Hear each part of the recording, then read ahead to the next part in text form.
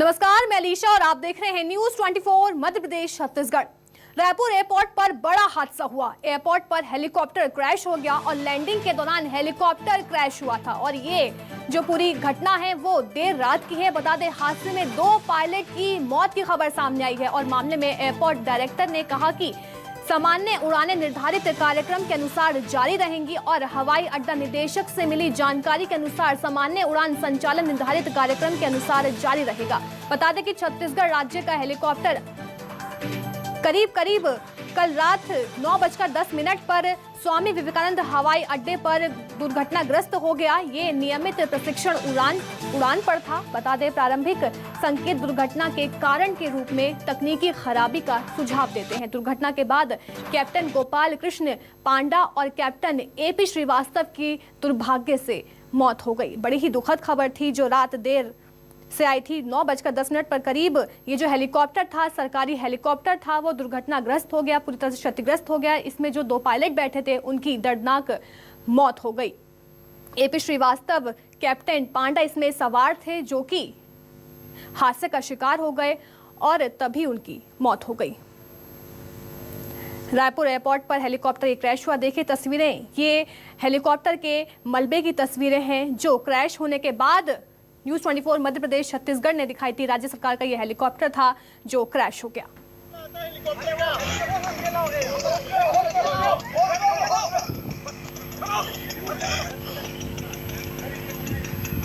किसी को बेल्ट खोलना आता है हेलीकॉप्टर का।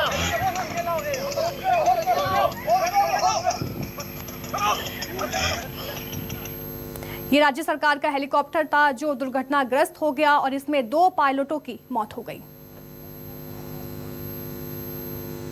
अभी रायपुर में एयरपोर्ट पर स्टेट हेलीकॉप्टर के क्रैश होने की दुखद सूचना मिली और इस दुखद हादसे में हमारे दोनों पायलट कैप्टन पांडा और कैप्टन श्रीवास्तव का दुखद निधन हो गया है। इस दुख की घड़ी में ईश्वर उनके परिवारजनों को संबल एवं दिवंगत आत्मा को शांति प्रदान करे। ओम शांति। CM भूपेश बघेल ने ट्वीट कर एक तरह से दुख जताया है। पायलट कैप्टन पांडा और कैप्टन श्रीवास्तव का दुखद निधन हो गया। बता दें, सरकारी हेलीकॉप्टर था जो क्रैश हो गया और करीब रात 9:10 पर हेलीकॉप्टर क्रैश हो गया जिसमें 2 पायलट की मौत हो गई और इसी के चलते CM भूपेश बघेल ने ट्वीट कर दुख जाहिर किया।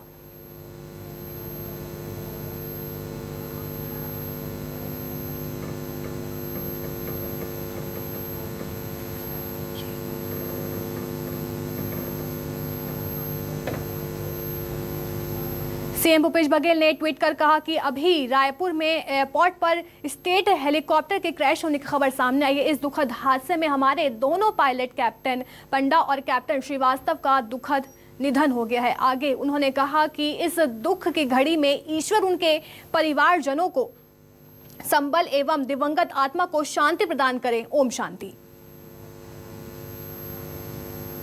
अब रायपुर से बड़ी खबर बता दें, जो हेलीकॉप्टर क्रैश मामले की जांच होगी। DGCA और राज्य सरकार इसकी जांच करेगी। हर तकनीकी पहलुओं की जांच की जाएगी। हादसे में 2 पायलट का निधन हो गया है। बता दें, ये रात को हादसा हुआ था। अब DGCA और राज्य सरकार जांच करेगी कि आखिर क्या वजह निकलकर सामने आई जिसके चलते हेलीकॉप्टर क्रैश हो गया। अब इसकी पूरी तरह से जांच की जाएगी और हादसे में 2 पायलट का निधन हो गया है। मेरे सहयोगी वैभव शिव पांडे हमारे साथ लाइव जुड़ गए हैं रायपुर से। वैभव जी, देर रात बड़ी ही दुखद घटना सामने आई थी। हेलीकॉप्टर क्रैश हो गया था सरकारी जिसमें 2 पायलटों का निधन हो गया था और अब इस पूरे मामले की जांच की जाएगी।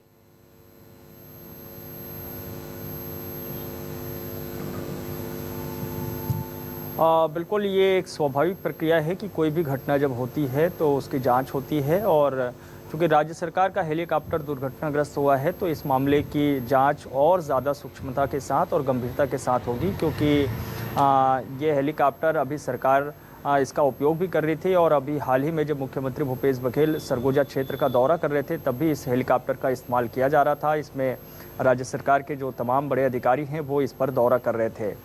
चूँकि 2007 में एक बड़ी घटना छत्तीसगढ़ में राज्य सरकार के हेलीकॉप्टर का हुआ था, तो स्वाभाविक है कि ऐसी कोई दुर्घटना भविष्य में और ना हो, इसलिए और भी ज़्यादा हो जाता है कि सभी पहलुओं की जो है सूक्ष्मता से जांच की जाए और ऐसी रिपोर्ट सामने आनी चाहिए कि आगे चल कर के कोई ऐसी गंभीर परिस्थिति ना बने जिससे कि इस तरह के हादसे का शिकार होना पड़े।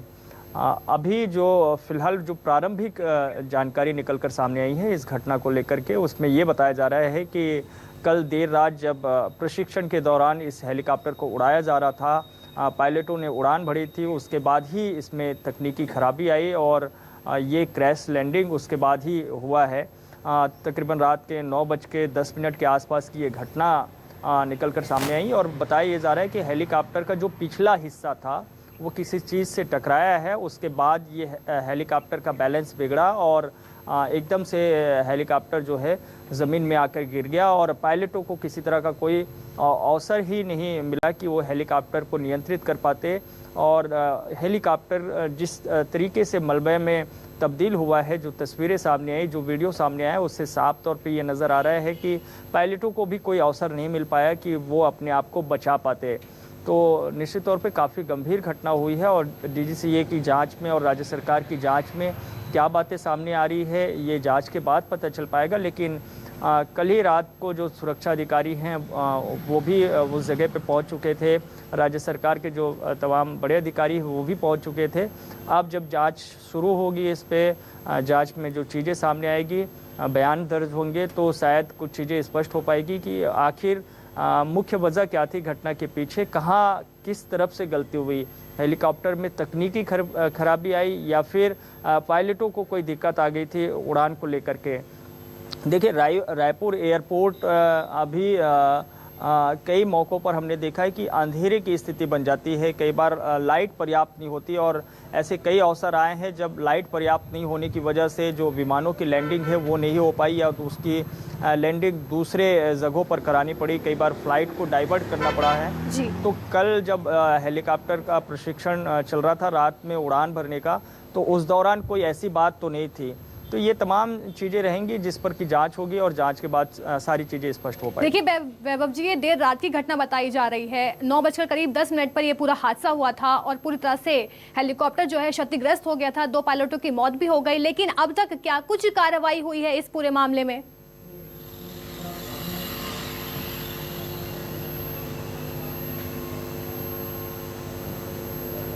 देखिए, चूँकि 2 ही पायलट उसमें सवार थे, कैप्टन एपी श्रीवास्तव और कैप्टन गोपाल कृष्ण पंडा, तो चूँकि दोनों की मौत हो गई है तो फिलहाल तो ये अभी पता नहीं चल पाया है कि कहाँ पे क्या गलती हुई है। अब कार्रवाई की बात है तो इस पर कार्रवाई किसके खिलाफ की जाए ये तो अभी कुछ तय नहीं है, क्योंकि राज्य सरकार का अपना हेलीकॉप्टर था और राज्य सरकार हेलीकॉप्टर के जो कैप्टन थे वो इस प्रशिक्षण अभ्यास में शामिल थे। काफ़ी अनुभवी वो पायलट थे पांडा और छत्तीसगढ़ में काफ़ी समय से वो रह रहे थे, छत्तीसगढ़ सरकार के हेलीकॉप्टर को उड़ाते रहे हैं और उनका एक संबंध सबसे बहुत अच्छा रहा है। तो फिलहाल ऐसी कोई बात तो अभी निकल कर सामने आई कि किसी के खिलाफ कार्रवाई की जा रही है। चूँकि अब जांच होगी, जांच के बाद ही पता चल पाएगा कि गलती कहाँ से हुई। क्या रायपुर एयरपोर्ट में कोई जी बिल्कुल, अब हेलीकॉप्टर के मामले में जांच शुरू की जाएगी। वैभव जी बने रहिए, आगे भी आपसे खबरों पर लगातार अपडेट हम लेते रहेंगे। रुख करते अगली खबर का, जहां राजस्थान में कांग्रेस के महामंथन की आज से शुरुआत होगी। उदयपुर में आज से 3 दिन कांग्रेस का चिंतन शिविर चलेगा। कांग्रेस ने इस कार्यक्रम का नाम नव संकल्प चिंतन शिविर दिया है। सोनिया गांधी और राहुल गांधी समेत पार्टी के तमाम बड़े नेता कार्यक्रम में शामिल रहेंगे। खबर है कि आने वाले चुनावों के लिए कांग्रेस चर्चा करेगी।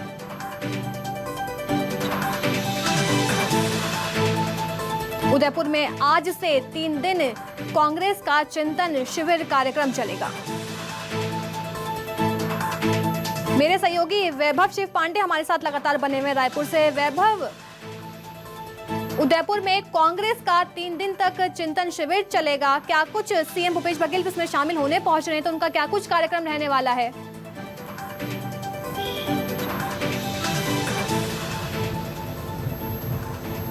देखिए, इस चिंतन शिविर में मुख्य रूप से जो कांग्रेस शासित प्रदेश है वहाँ पे किस तरह से जनता के लिए काम किया जा रहा है, जन सरोकारों का ध्यान रखा जा रहा है इस पर मंथन होगा और जो नीतियां राज्य सरकारों ने अपने अपने स्तर पर बनाई है उसकी समीक्षा भी होगी, उसकी चर्चा होगी और क्या उसी मॉडल पर आने वाले 2024 में कांग्रेस पार्टी चुनाव लड़ सकती है, क्या वो मुद्दे शामिल हो सकते हैं, इस पर विचार विमर्श किया जाएगा।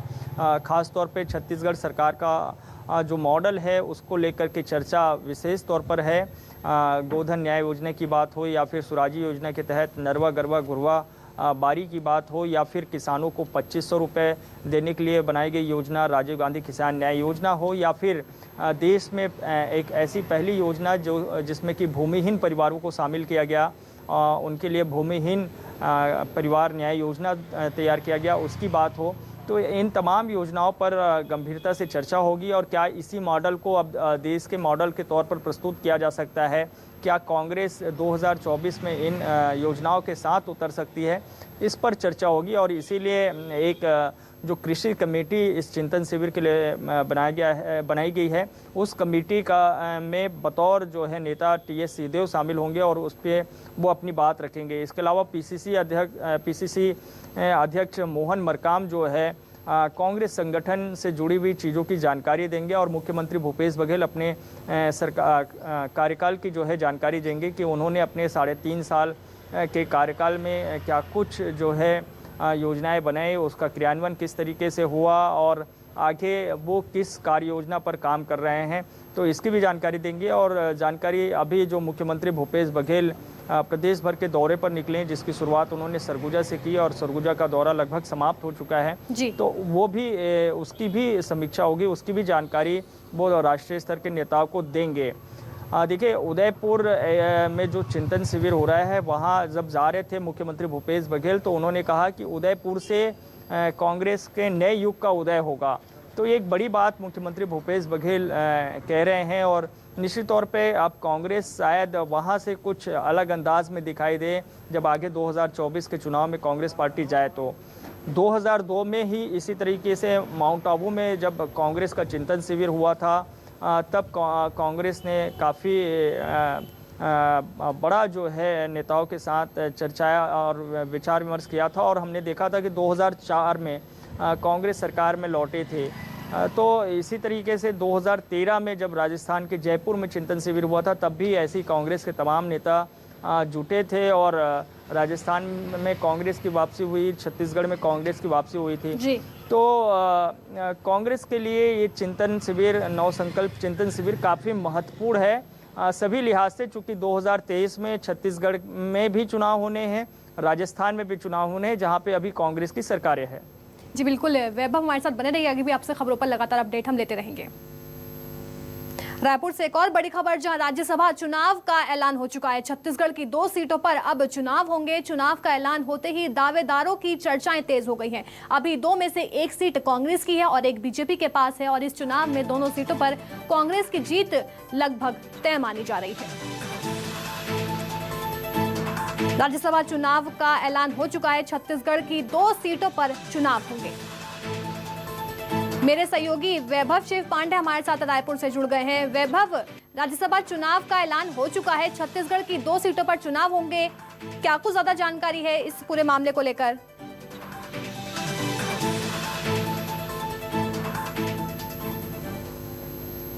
देखिए, 10 जून को राज्यसभा के लिए चुनाव होगा और जो मौजूदा जो राज्यसभा सांसद हैं छाया वर्मा जो कि रायपुर से हैं और रामविचार नेताम जो कि सरगुजा जिले के बलरामपुर से आते हैं, वो बीजेपी के आदिवासी नेता हैं रामविचार नेताम, और छाया वर्मा ओबीसी वर्ग से आती हैं और कांग्रेस का प्रतिनिधित्व करती हैं। तो ये दोनों ही नेताओं का कार्यकाल खत्म हो रहा है और इसके बाद चुनाव होंगे। फिलहाल जो जानकारी है उसके मुताबिक तो यही है कि छाया वर्मा को रिपीट नहीं किया जा रहा है, यानी कि उनको दोबारा राज्यसभा नहीं भेजा जा रहा है और नए नामों पर विचार विमर्श चल रहा है। तो जो नए नाम है उसमें कई सारे नाम सामने आए हैं, जिसमें कि मुख्यमंत्री भूपेश बघेल के जो सीएम सलाहकार हैं 4 में से 3 उनके ही नाम सामने आए हैं। एक तो विनोद वर्मा है जो कि मुख्यमंत्री भूपेश बघेल के राजनीतिक सलाहकार हैं, दूसरे रुचिर गर्ग हैं जो कि मुख्यमंत्री भूपेश बघेल के मीडिया सलाहकार हैं, और तीसरे मुख्यमंत्री भूपेश बघेल के संसदीय सलाहकार हैं राजेश तिवारी, उनका नाम है। ये इन तीनों ही नेताओं के नामों की चर्चा है कि इनमें से किसी एक को राज्यसभा भेजा जा सकता है। हालांकि सिर्फ अभी तक चर्चा है, कोई बहुत मजबूती से ये खबर सामने नहीं आई है। इसी तरीके से गिरीश देवांगन हैं जिनके नाम की चर्चा है। गिरीश देवांगन प्रदेश कांग्रेस संगठन में जो है लंबे समय तक उपाध्यक्ष रहे, उसके बाद फिर वो अभी वर्तमान सरकार में खनिज विकास निगम के अध्यक्ष हैं। उनके नाम की भी चर्चा है और वो मुख्यमंत्री भूपेश बघेल के काफ़ी करीबी माने जाते हैं और उनके कॉलेज समय के मित्र बताए जाते हैं। तो उनके नाम पर भी चर्चा हो रही है, चूँकि ये पिछड़ा वर्ग का प्रतिनिधित्व करते हैं। देवांगन समाज छत्तीसगढ़ में एक मजबूत समाज है और उस समाज से फिलहाल कांग्रेस के पास कोई बड़ा चेहरा नहीं है, कोई बड़ा लीडर नहीं है, तो उनको इसके तौर पर तैयार किया जा सकता है।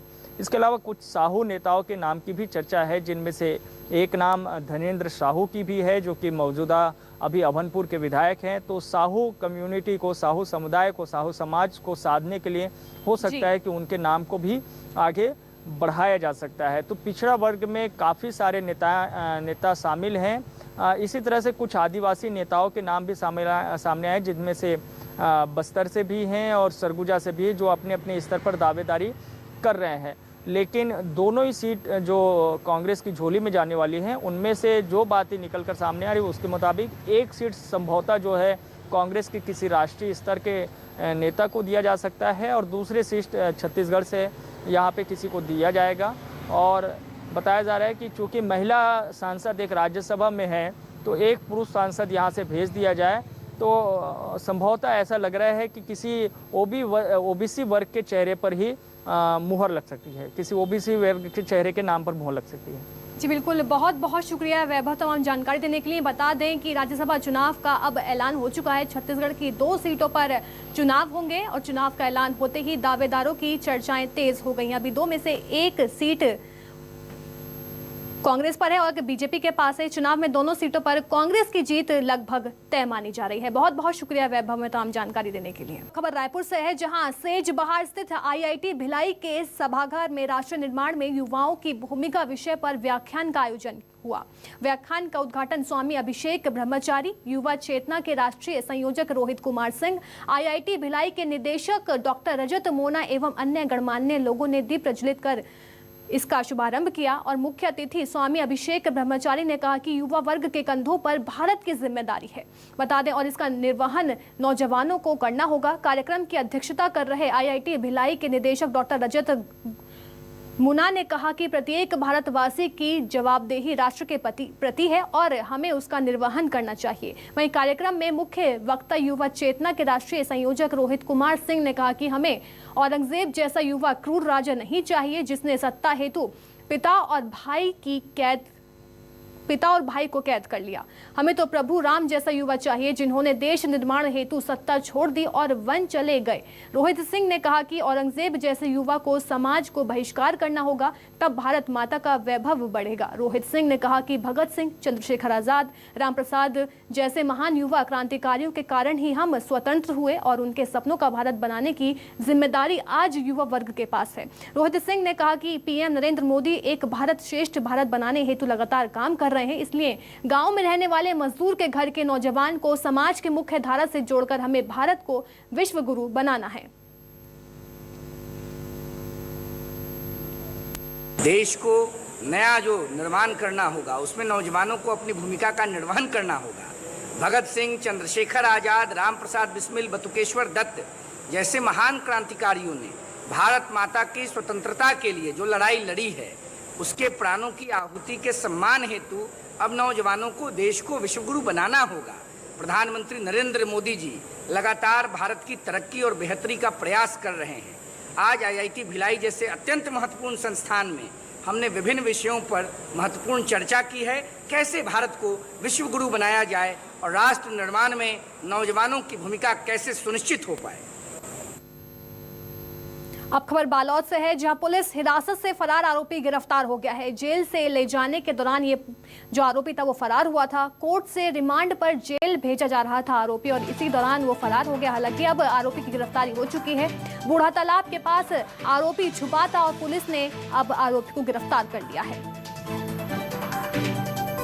बता दें, जेल ले जाने के दौरान आरोपी फरार हुआ था। कोर्ट से रिमांड पर जेल भेजा जा रहा था आरोपी को, तभी आरोपी फरार हो गया। हालांकि अब आरोपी की गिरफ्तारी हो चुकी है। बूढ़ा तालाब के पास आरोपी छुपा हुआ था और पुलिस ने अब आरोपी को गिरफ्तार कर लिया है।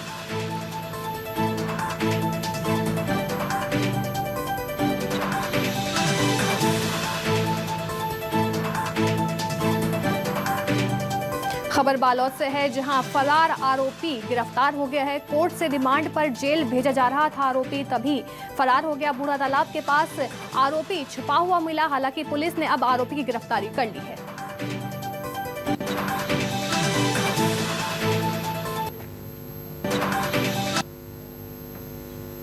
देखिए, वही आरोपी है तस्वीर में जो फरार हुआ था और जेल ले जाते वक्त आरोपी फरार हो गया था। हालांकि पुलिस ने अब आरोपी को गिरफ्तार कर लिया है। बूढ़ा तालाब के पास ये आरोपी छिपा हुआ था और पुलिस ने अब इसकी गिरफ्तारी कर ली है। बता दें कि रिमांड पर आरोपी ले जाया जा रहा था, तभी उसी दौरान आरोपी फरार हो गया। हालांकि पुलिस ने अब आरोपी की गिरफ्तारी कर ली है।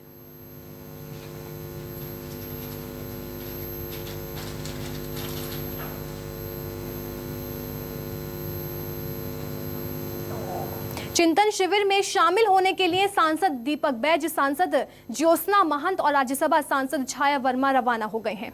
बस्तर सांसद दीपक बैज का बड़ा बयान सामने आया है कि बहुत समय बाद कांग्रेस की बड़ी बैठक होने जा रही है। उन्होंने जानकारी दी कि चिंतन शिविर में बहुत सारे मुद्दों पर चर्चा होगी। निश्चित रूप से बहुत सारे इशू, बहुत सारे मुद्दे पे चर्चा होगी। तो वहाँ पे हम लोग छत्तीसगढ़ से हमारे सभी साथी सांसद और माननीय सीएम साहब सभी हम लोग जा रहे हैं। तो निश्चित रूप से वहाँ जाने के बाद पता चलेगा किस मुद्दे पे चर्चा होगी और क्या होगी। तो निश्चित रूप से बहुत अच्छा लग रहा है कि बहुत दिनों के बाद कांग्रेस का एक बड़ा चिंतन शिविर उदयपुर में लगने जा रही है। छत्तीसगढ़ के रोजगार सहायकों को राज्य सरकार की बड़ी सौगात मिली है। रोजगार सहायकों को अब मानदेय बढ़ाया जाएगा। कलेक्टर दर पर 9,540 रुपये मानदेय किया जाएगा। राज्य स्तरीय समिति की रिपोर्ट के बाद इसका फैसला होगा। बता दें, मानदेय बढ़ाने के लिए आंदोलन कर रहे थे रोजगार सहायक और अभी 5,000 और 6,000 रुपये मानदेय मिलता है, लेकिन इसे बढ़ाकर 9,540 रुपये किया जाएगा। राज्य स्तरीय समिति की रिपोर्ट के बाद ये फैसला होगा।